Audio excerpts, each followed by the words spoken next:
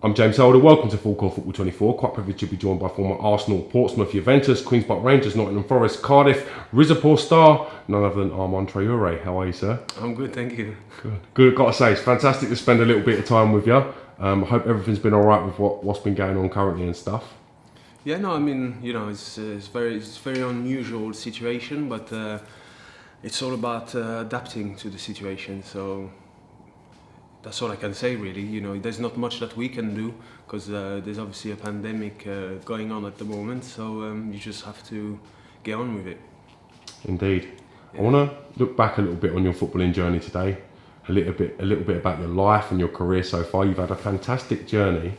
I know you was brought up in France. So what region in France would you have been brought up?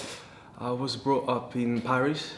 In the 92 department. So if there's French people watching, they'll know what I mean. It's like postcodes. It is how people see where people are from in Paris. So if you're from the 93rd, you're from the north of Paris, etc., etc. I'm from the 92, and that's where I grew up, and that's where I was born. Tell us a little bit about your family life, your family dynamic. Would you have a big family group when you were growing up? I mean, we're from. So my dad's from Senegal, West Africa. So we have a huge family. In terms of my family, I only have two brothers, a younger brother and an older brother, and it's normal family, I guess. Loads of uncles, loads of aunties, and cousins, and That's it really, yeah. I know your dad played international football for Senegal. Mm-hmm. Was that a big influence for you growing up, and how much of a helpful hand was it having someone that had played football at a good level around? I think that it's really important because, for instance, I was a few clubs like PSG, and I started to ask about me to my dad when I was 9-10 years old, and his rule, if you want to call it, was that I was way too young. So if you have a dad that's in that industry, I think that it helps not making certain mistakes when you're really young. And then definitely once I signed for Arsenal, and it was a guarantee that I was going to become a professional. It's like having an agent, but an agent that cares for you. An agent that will have your best interest at heart. So, and he knows the industry. He knew the industry. Sorry. So it definitely helps because the world and industry of football is a world of sharks. So you need these type of characters next to you, definitely. How did you get spotted for Arsenal? How did that introduction with Arsenal Football Club happen? So when I was 14, I was playing for a local club in Paris, and then I had the chance to visit a few academies because they wanted to sign me, and I ended up signing for Monaco.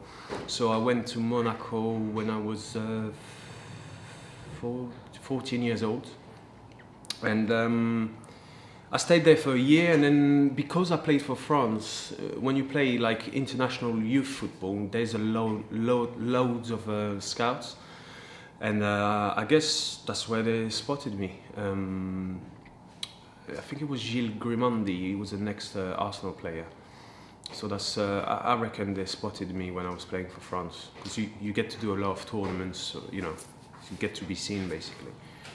I know you represented France at under 16s, under 17s, under 18s, under 21 level. Seeing them early days when you're first playing in the French youth teams, who else would have been in them teams with you? I'm trying to think of the ones you would. So you've got Sissoko, who's at Tottenham now.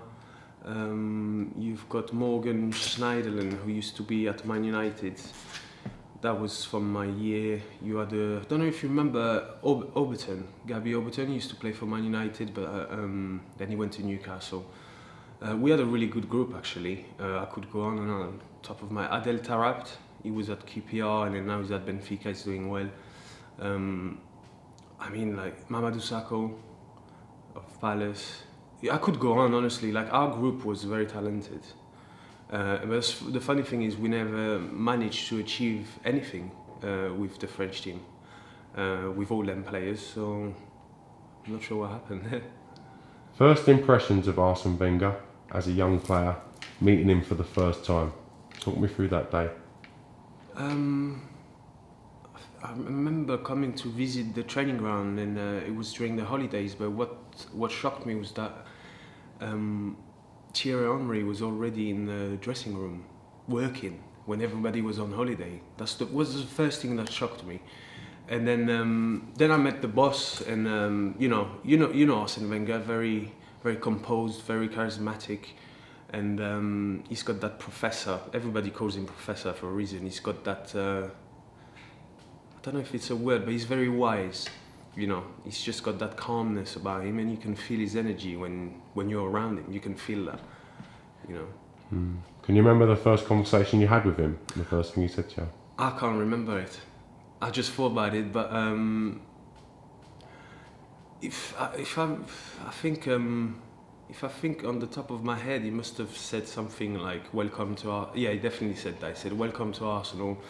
I'm glad that you're here." Things like this, and keep working hard, like the usual things that you would say to a young player.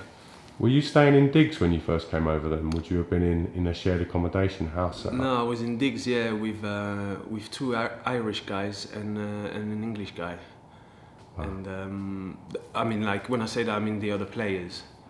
So it was quite a few of us, and it was very enjoyable, actually. I remember the first few weeks I was very homesick, because I was only 14, 15. I was not even 15. And then I couldn't speak the language, so it was a bit intimidating at first. But eventually, when I started doing my English lessons, and I started to pick up the English and get the banter of the boys and all, I adapted really well. How helpful was Arsenal with you at that time, helping you integrate, helping you with the language? Would you say that the club was quite on hand and quite resourceful for yourself? Yeah, absolutely. I mean, when they bring in foreign players into the UK, they make sure that all of this is covered. They're there to any questions that you have, any issues that you have, they will have it. So they will sort it out for you, and that's the perks of signing for a huge club like Arsenal, I guess. How did you handle the culture shock from living in Monte Carlo in Monaco to then living in digs in North London? How did you adjust, and how did you sort of handle that? I think I handled it quite well, on the top of my head, I never thought for 1 second that I was struggling, at any point. I think I'm quite good at adapting to situations or, countries. So, yeah, I mean, I think it went very smoothly, and the fact that I was, enjoying my football as well made it a lot easier as well. I was training with the first team every now and then, and so as a young footballer, that's what you want. So I think that all of this, helped. Are you aspiring to be as good as the left backs they've already got? So they've got Ashley Cole, they've got Gal Clichy in your position as well. Are you learning and aspiring to be better than these guys at this time? Absolutely, yeah, definitely, because that's the aim, isn't it? I mean, I remember watching Ashley Cole quite a lot in training, and but the mindset at the time was definitely to try and surpass these two players. Ashley Cole would have been definitely a lot harder had he not moved to Chelsea. Maybe I would have not got as many chances, but Clichy, definitely. I looked at Clichy and I was like, after a while, I looked at his technique, I looked at his speed, his strength, and I was like, I'm not too far from him, so why not have a go? What's it like training at Arsenal? Are the younger players included a lot with the senior players during your time at the club? I think that any opportunity, especially when Wenger was there, any opportunity to bring in any young players for training, Wenger would do it. So if there was a few niggles, or if there was a game, the day before, he would look to bring in the young players in to try and train and bed them in with the first team. and I think that that helps a lot. Did you see Dennis Bergkamp at the club while you were there? My first training session, he nutmegged me. I'll never forget this because he was so smooth. But what a player! Yeah, to answer your question, yeah, he was here and around, and it was. I remember seeing him with the yellow training top for the first time, and I was quite, how do you say, Starstruck. Yeah, there you go, starstruck. But once you start seeing them in and around the building, it becomes more familiar. So you're not as starstruck, but still, like I always remember thinking, like, seeing all these stars: Thierry Henry, Robert Pires, Sol Campbell. I used to watch them on the TV, like on weekends, and then the next day I'd go to training and see them around the building, and I used to think, wow, this is absolutely crazy. So to train with them was just amazing. Before you broke into the first team at Arsenal, was you playing a lot of youth team and a lot of reserve team football? Because it wasn't under 23s then, it'd be reserve team. You're playing against a lot of the star players from other sides who are coming back into fitness or into the team. Can you talk me through that period in your life? I used to play loads of football back then. I remember playing for the under-18s on Saturdays and then reserve on Monday nights. So that was like two games a week, and I couldn't get tired. Can't believe how fit I was back then. But the more football you play around that age, the better it is. So it was a good thing. You spent a lot of time with Cesc Fabregas, particularly at a young age, picked out by Arsene Wenger to have a great career. What was he like as a youngster? In terms of football or his personality? In terms of personality. He's very easygoing, and I always used to remember thinking, like, watching, like, seeing him before games, and he was the same as, like, during the week. He wouldn't change. Like, he would be, like, focused into the game, but he was still, cracking little jokes here and there. And I was thinking, is he not nervous? Is he not, But the guy had such great abilities. I don't think I've played with a midfielder as good as him, to be honest. It's like he had eyes on the back of his head and on the sides as well. He's just an exceptional player, and he's a good guy as well. The fame and the money and all this wouldn't let him go to his head. But he's just a funny guy. He's very funny. He likes to crack jokes, and if I remember well, he looks after the young players as well. When, like, there's a new young player that comes into the group to train, and he'll be talking with. He's a good guy. At that time, was it inspiring as a young player when you're seeing Cesc Fabregas kicking on in the first team? Are you guys, the rest of the players that are on the fringe of breaking through, did that fill you guys with excitement and optimism? Well, definitely. I mean, every time, I remember a few of the boys, like Johan Juru, you had Sanderos, you had Quincy Owusu-Abeyi, who was an absolutely unbelievable player.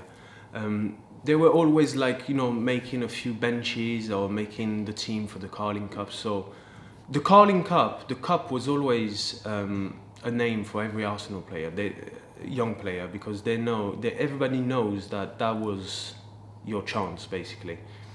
Talk me through making your professional debut for Arsenal. So that was in the Carling Cup. I remember being on the bench. I think it was against West Bromwich Albion. I think Adebayor came off after 24 minutes, and the boss just told me to go and warm up. And I was like, oh my God, is this really happening? And then before you know it, I was on the pitch. And I remember having a good game.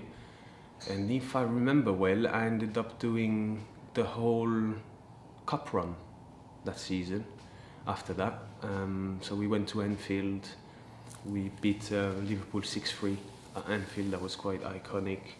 And then we played Spurs. Was that in the semi-finals? Spurs? Yeah. Over two legs? Yes. And then Cardiff, we played the final against Chelsea. We lost 2-1. But that's when it started. That day at West Bromwich Albion is when my career truly started. What's it like to play in a North London derby? Yeah, it's quite special.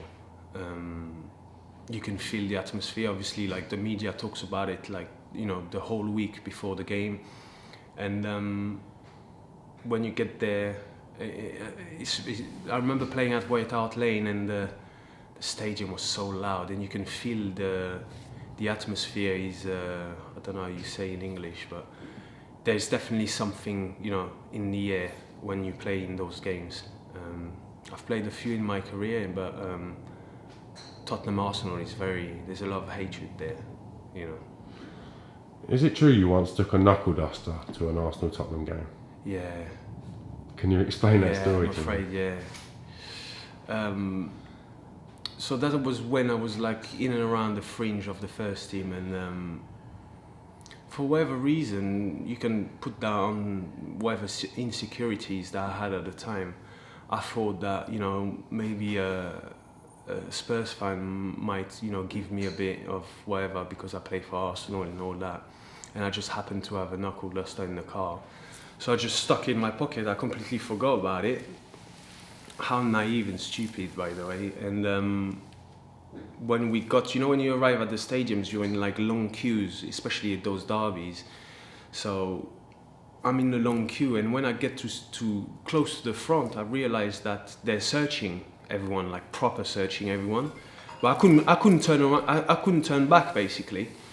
So I was just hoping that he wouldn't find it, because I put it, God knows where. I can't remember where I put it. But anyway, they found it, and I ended up in custody for 10 to 12 hours. But because I was still a minor, they didn't, it didn't go. I didn't have a criminal record or anything. So that was the day that happened. What was Arsene Wenger's response to it all? I don't remember having a convo about it with him, in the days after. I think because I got nicked with one of my friend who was the brother of one of the players, Arsenal players. Basically, my mate said that Wenger just said to one of the Arsenal players, he was just like, "Oh, your brother and Armand just got arrested in custody," and that's all he said. Basically, that's all Wenger said to that player, that his brother and Armand just got nicked outside White Hart Lane, and but I don't remember having a talk with the boss about it. On the top of my head, I'm pretty sure we didn't chat about that. I think he clearly realized that it was a huge mistake, and I'm not too sure, to be honest. You would have to ask him, I guess. You mentioned seeing Thierry Henry in the changing room putting in the extra work on your first day. What was he like consistently around the club, and what was his sort of aura like to be around? Again, he's a very charismatic guy, a guy that you automatically will respect because of everything he's done. But he's a very good guy. Likes to play a lot of jokes. Like it's funny because me and Thierry Henry, we come from the same background, so automatically I got on well with him. He's from Paris, I'm from Paris. We grew up in council estates. Same with him. Football, he went to Monaco, I went to Monaco as a young player. So overall, we had good relationship, good friendship, I guess. Did he work as hard in training as everyone suggests he does? Was he sort of one of the persons you can take inspiration from his work rate? Yeah, definitely. I think to Thierry, there wasn't any training or game days. The trainings were like games, and the games were like training. So you can only take positives from watching a guy like that train. I mean, you watch him when the training's over, he picks up balls and just starts shooting for 40 minutes when everybody's gone home, is already in the shower. That's what it takes to become a Thierry Henry or whoever. Talk me through making your Premier League debut for Arsenal. Massive moment for yourself. Can you remember Arsene Wenger telling you he was going to be in the squad? How did it all play out for you? If I remember well, I think it was against Liverpool at the Emirates. The boss, Wenger, was not someone that would, tell you. He would tell you basically by setting up the team a few days before. So when he picks up the starting 11, and your name gets mentioned, you're starting on Saturday basically. But I remember feeling very nervous, and but funny enough, the game went well. We won, and if I remember well, I had a really good game. So yeah, the nerves, just nothing. All the negative thoughts that I had before the game, none of them happened. Basically, it all went very smoothly, and yeah, I was a very happy man after that game. I was going to say, describe that feeling of being a young player, just successively played for Arsenal against Liverpool. You must have been on top of the world at that point. Yeah, it was. I mean, because I already had played quite a few games in the cup run, so I was already sort of familiar with playing, in the first team for Arsenal. So when the Premier League debut happened, I was already sort of familiar with everything. I sort of knew that it was going to come at some point, but it came quicker than I thought, and it was an unbelievable feeling, to play as well against Liverpool. You play against Steven Gerrard, Xabi Alonso, all these Carragher's. It's just fantastic. It's what any young player would want, At this point, are you thinking to yourself you're going to get a consistent run in the team? Are you thinking to yourself you're not far away from maybe displacing Gal Clichy? I always thought that I never really was first choice left back when I was there. I was always like coming in, whether Clichy was injured or that's he was the number one left back. That was in my head. I sort of knew about that, and at that time I was alright with it. Maybe it was the wrong attitude to have, but maybe I should have been pushing properly to try and nick that spot in front of him.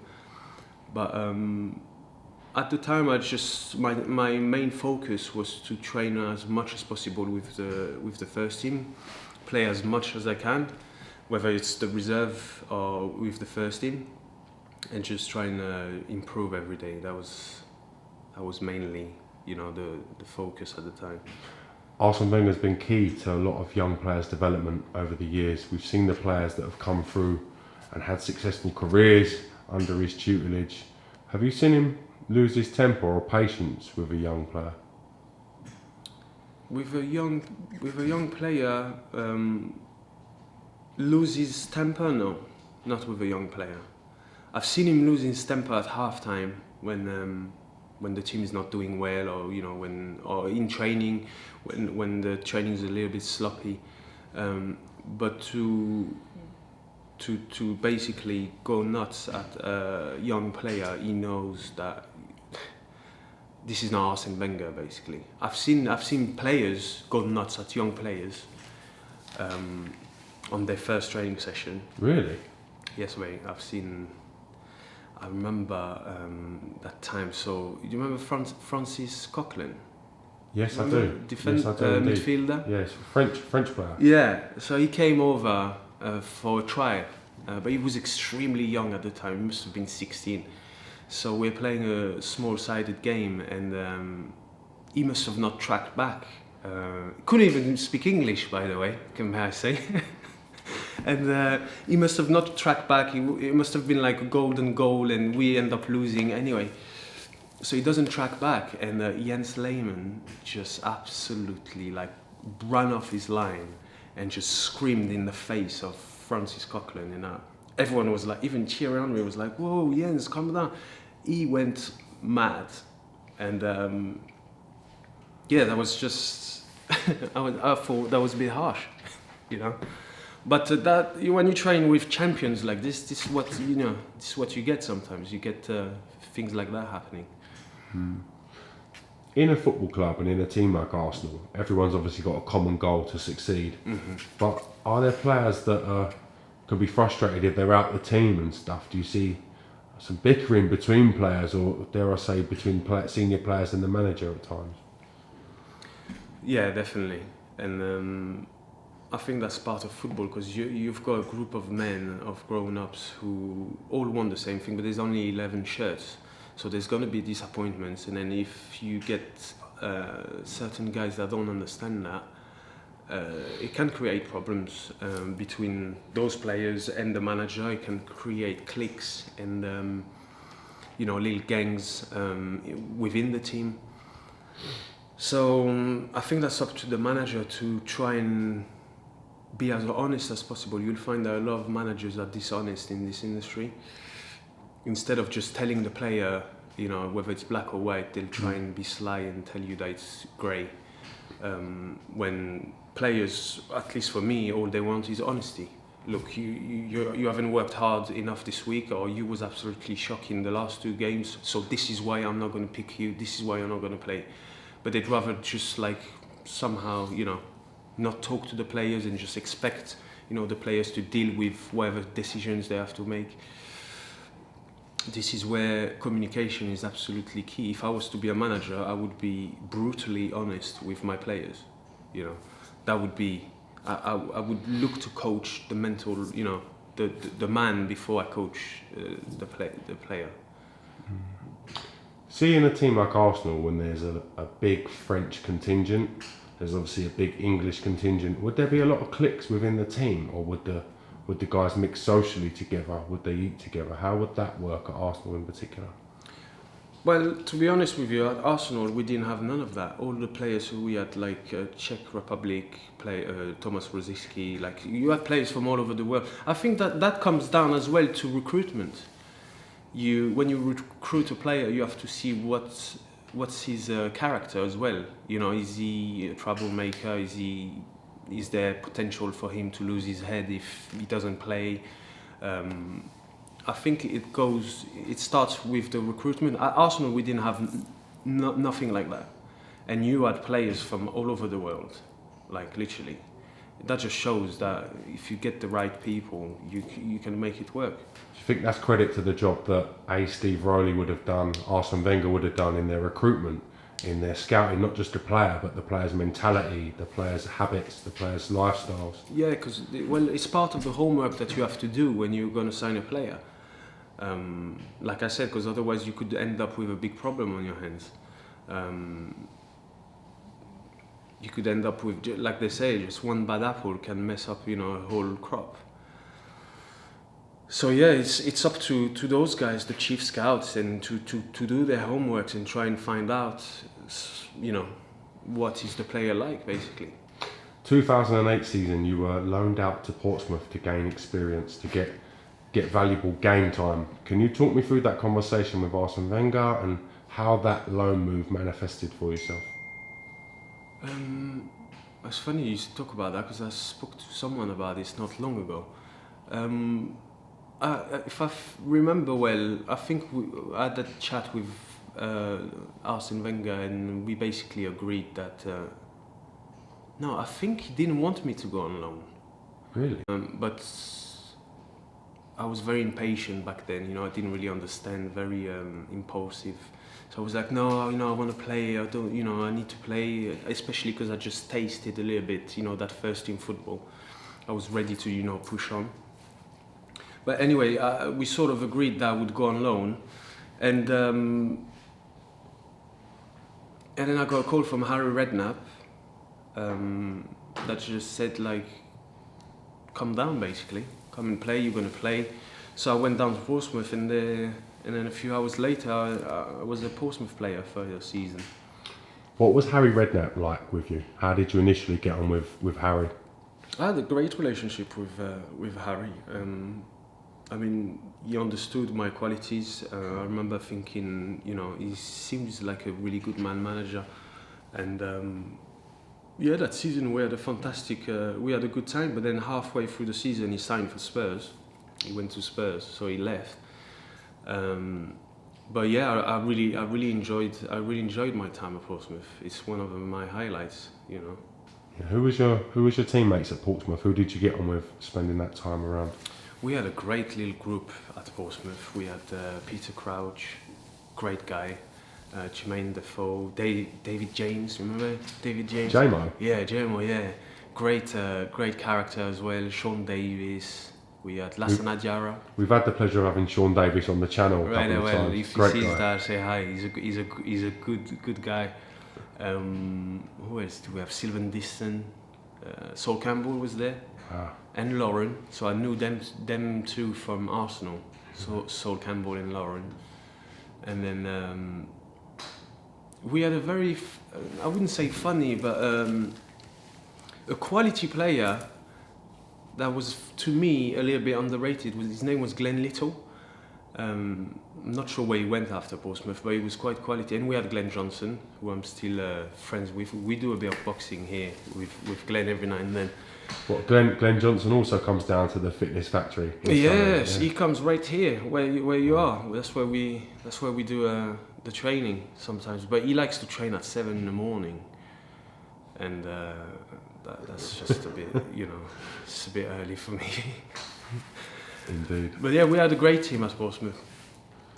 After that season at Portsmouth, you've gone back to Arsenal. How was your confidence? How did you feel? Did you feel you were then ready to try and stake a claim for the first choice left back spot? It was funny because my time at Portsmouth, a lot of that time I spent it at left midfield. So I'm sure they signed me as a left back, but I spent a lot of time at left midfield. So I came back to Arsenal. Not maybe I didn't learn, you know, I didn't get the experience that I should have got maybe at left back, if that makes sense, you know, because I was in left midfield. But I enjoyed it so much. But I came back and I felt, you know, definitely more confident and more hungry to play basically. But then I'm pretty sure I had a talk with Wenger because he would have followed, you know, where I was playing. He obviously didn't see me or need me at left midfield. There are plenty of options there, so I had to switch back to left back. See, when you go away from a club like Arsenal, and no disrespect to Portsmouth, but when you got back there, did you appreciate it that little bit more? The fact that the sessions are so well planned, everything's done for the players. Did you sort of reevaluate yourself and push yourself that little bit harder because of that? I think so, yes. Because when you see it from a different eye, from an eye outside of Arsenal is when you realise that it's a massive club. It's one of the best clubs in the world, really. So I see what you mean. You definitely, when you go back there, you're like, right, I want to taste this. What I've just tasted, I want to taste it with Arsenal now. But you know, you've got to be realistic as well and realise that it's not going to be like Portsmouth, because the two clubs it's not the same. Like Arsenal is a bigger club than Portsmouth. I can't ask for the same game time that I had at Portsmouth, etc., because there's like different issues. I've got better players in front of me. But like I said, like when you're young, the focus just needs to be hard work and just do well with the reserves, and you will get a chance, especially if you've got a manager that's got the mindset like Arsene Wenger, which is very rare. There's not many managers like this who will, you know, have the courage to send in rookies almost into important competitions. See the training sessions at Arsenal. Would Arsene Wenger be heavily involved in each training session? Would he be very hands-on, or would he leave the bulk of the work to the coaches at Arsenal? He would intervene on the tactical side of things, or if it was an exercise that was related to the upcoming game. So let's say we're working on Liverpool's front three because we're playing Liverpool in a few days. So that sequence of the training, he would be the only one talking. Him and sometimes Pat Rice. But I mean, for all the rest, so the warm-up, the passing drills, the possession, the small-sided games at the end, and all this, that was left to a guy called Boro Primorac, legend of the game. He was doing most of that, but when it came to the important stuff, especially the tactical stuff, yeah, Wenger would step in and correct things, or basically give out his instructions on how he wants us to play, how we're going to shut this down, how we're going to stop this player from getting on the ball. Would Wenger's man management for each player be different, or would he have a set routine and rules regardless of the player? Was his man management adaptable to players? Did you see him maybe change his approach with different players? I know it's hard from speaking from your point of view. Yeah, it's hard because I think he must have had a basic treatment of all players, and then if I think he would try to make it as fair as possible, and treat basically everybody the same. Obviously, every now and then you get a few cases where you've got a player who's got this issue off the field, and he would deal with it, internally with the player, probably different than with other players. He might have made exceptions every now and then, but he looks at the man before he sees the player, if that makes sense. He will treat you and like a man, like a person, not like a machine, and that's rare in football. Yeah. It's around at this time you're gaining appearances for Arsenal. You're sort of establishing yourself in the squad. Can you talk me through the decision to sign for Juventus and how that came about? I think so. What's funny is that when I was at Portsmouth, we played the European game because we were in the Europa League. Because Portsmouth just won the FA Cup, so we played one season in the Europa League, and we played against AC Milan, the good AC Milan, at Fratton Park, and I had a great game. I played against Zambrotta, was a legend fullback. And I gave him a hard time during 90 minutes, or however long I played. And I remember a few days after that game, there was a few rumours that AC Milan wanted to sign me after that game. And then basically I went back to Arsenal, and then I just got a call during the pre-season.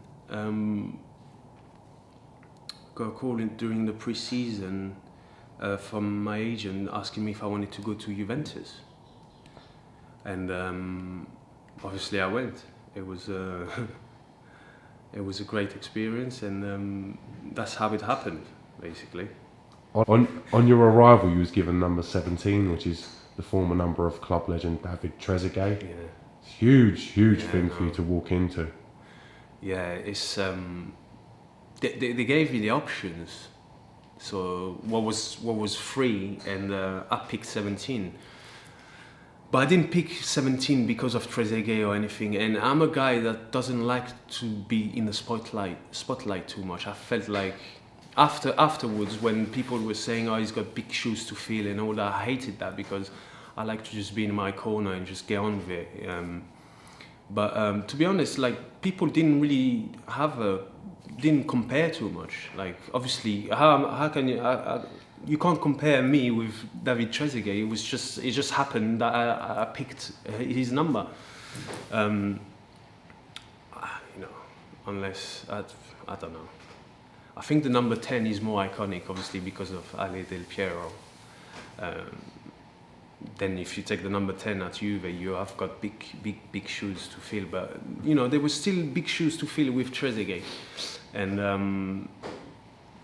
But at the time, I don't remember people hearing. I don't remember hearing people talking too much about that. Who was the manager of Juventus at the time? Luigi Del Neri. Wow.